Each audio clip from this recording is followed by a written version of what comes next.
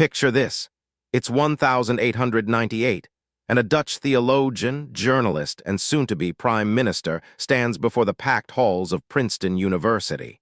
His name is Abraham Kuyper, and he's about to deliver 6 lectures that will reshape how Christians think about faith, culture, and society for generations to come. His central claim? That Calvinism isn't just a theology. It's a complete life system that speaks to every dimension of human existence. And at the heart of his vision is one unforgettable declaration. There is not a square inch in the whole domain of our human existence over which Christ, who is sovereign over all, does not cry, mine. This is the story of how one man's lectures became a manifesto for Christian cultural engagement.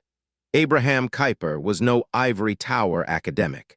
Born in 1837 in the Netherlands, he was a pastor, founder of the Free University of Amsterdam, leader of a major political party, newspaper editor, and eventual prime minister of the Netherlands from 1901 to 1905.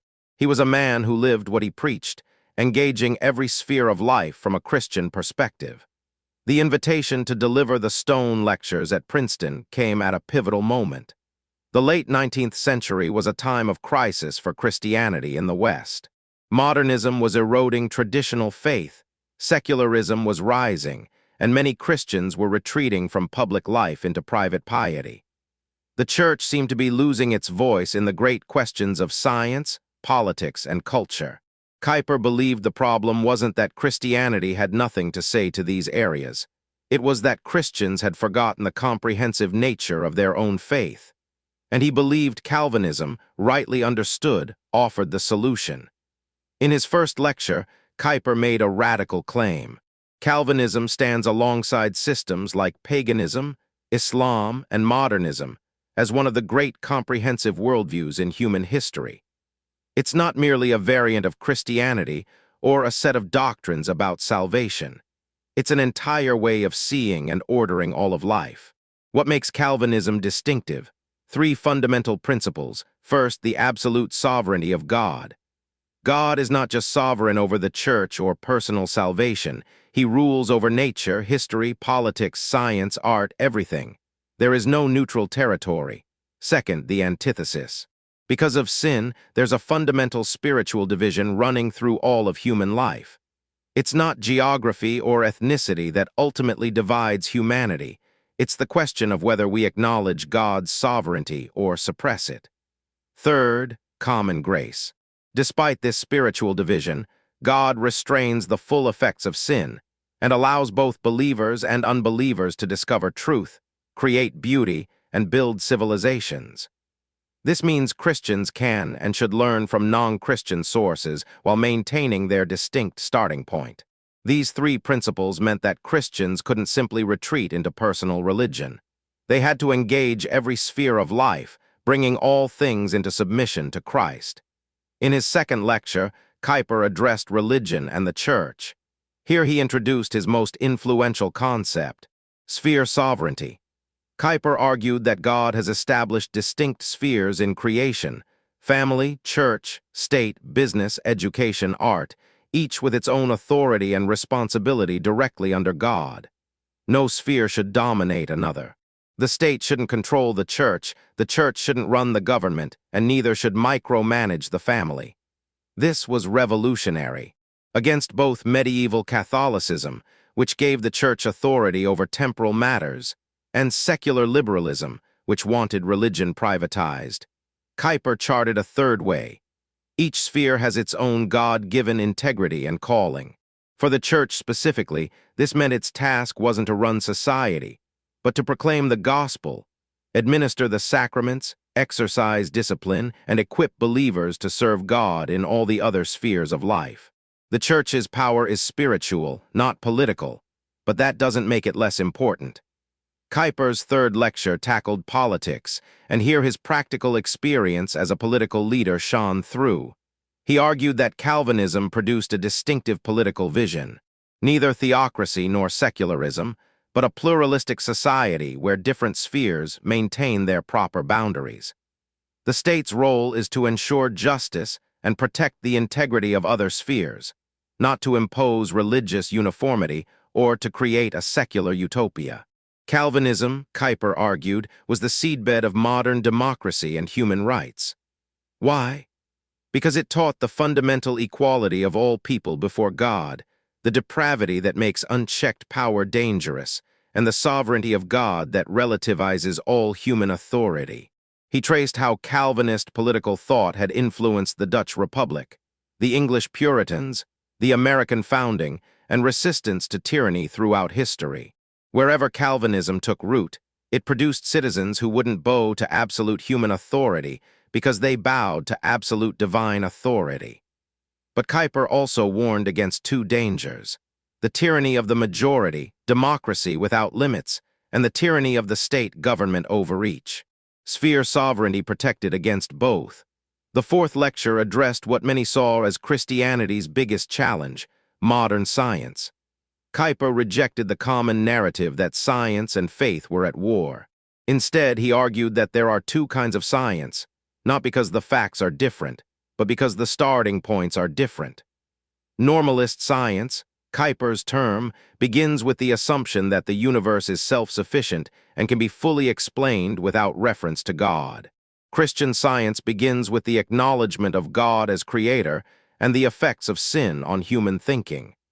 This doesn't mean Christians deny facts or evidence. It means they interpret them within a different framework. The Christian scientist sees design where the naturalist sees chance, purpose where the materialist sees accident, moral order where the secularist sees evolutionary adaptation. Kuyper believed Christians needed to build their own institutions of learning, not to hide from science, but to practice science from Christian first principles. This conviction led him to found the Free University of Amsterdam in 1880, which remains a major research university today. In his fifth lecture, Kuyper explored what Calvinism offers to the world of art and aesthetics. And here he had to do some careful work, because Calvinism had a reputation for being artistically barren. Kuyper acknowledged the problem. The Calvinist emphasis on the invisible God and suspicion of idolatry had sometimes led to iconoclasm and artistic poverty. Bare walls and plain churches became the norm. But Kuyper argued this was a distortion, not the essence of Calvinism. The doctrine of creation meant that beauty was built into the fabric of the world by God. The doctrine of common grace meant that artistic ability was a divine gift, not a worldly distraction. And the call to stewardship meant Christians should cultivate beauty, not suppress it. Calvinism's contribution to art, he suggested, was to liberate it from serving institutional religion and to celebrate it as a dimension of creation in its own right. Art didn't have to be religious art with biblical themes. All beauty, pursued for God's glory, was legitimate Christian activity. He pointed to Dutch Golden Age painting, English literature, and the rich musical traditions that flourished in Calvinist contexts when this principle was grasped. In his sixth and final lecture, Kuyper looked to the future. What would happen to Calvinism in the coming century? He saw two paths. One was retreat, Calvinism becoming a narrow sect, maintaining doctrinal purity but abandoning cultural engagement. The other was renewal, a new generation recovering Calvinism's comprehensive vision and applying it to the challenges of modern life. Kuyper was neither naively optimistic nor pessimistically resigned. He believed the antithesis would continue, the spiritual division between those who acknowledge God and those who suppress him. But he also believed common grace would continue, making collaboration possible and cultural advances achievable. He called his hearers to resist both accommodation to modernism and withdrawal from culture. Instead, they should build institutions, engage in scholarship, create art, serve in government, and demonstrate that Christianity offers a coherent and compelling vision for all of life. The goal wasn't a Christian theocracy, but a pluralistic society where Christians could live and work from their deepest convictions while respecting the God-given spheres of authority. Kuyper's Stone Lectures became one of the most influential articulations of Reformed thought in the modern era. His ideas shaped Christian higher education, inspired movements for Christian political engagement, and influenced theologians from Herman Dooyeweerd to Francis Schaeffer to Tim Keller. The concept of sphere sovereignty influenced political theory, offering an alternative to both statism and libertarian individualism. His vision of Calvinism as a life system inspired believers to pursue excellence in their vocations as a form of Christian witness. But Kuyper's legacy is also debated. Critics argue he too easily identified Calvinism with Western culture, that his antithesis was too sharp, or that his emphasis on cultural engagement could distract from evangelism and personal holiness. Yet his central insight remains powerful. The lordship of Christ is comprehensive. There is no part of life, no square inch, where Jesus doesn't claim authority. Faith isn't just what we do on Sunday or in our private moments. It's a lens through which we see and engage everything. For Kuyper, the Calvinist vision wasn't ultimately about politics or science or art. It was about the glory of God filling all things. It was about a gospel that saves not just souls but speaks to societies, not just individuals but institutions, not just hearts but history. In an age when faith is often privatized and marginalized, when Christians are tempted either to retreat into subculture or to accommodate to secular culture, Kuyper's vision offers a third way, confident engagement rooted in biblical conviction. Every square inch belongs to Christ. Every discipline, every calling, every sphere of life is under his sovereign claim.